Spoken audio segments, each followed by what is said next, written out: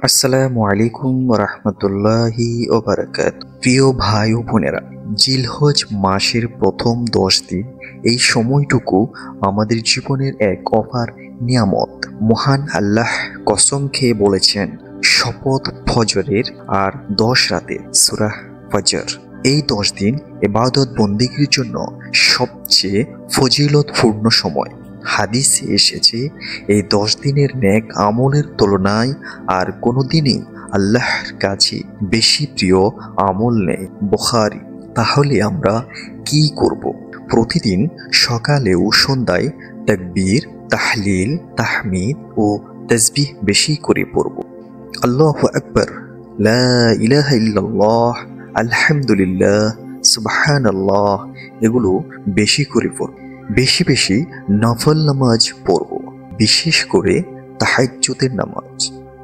1 থেকে 9 জিলহজ পর্যন্ত রোজা রাখার চেষ্টা করব, বিশেষ করে আরাফার দিন অর্থাৎ 9 জিলহজের রোজা, যা বিগত 1 বছর ও আগত 1 বছরের গুনাহ মাফের কারণ হয়।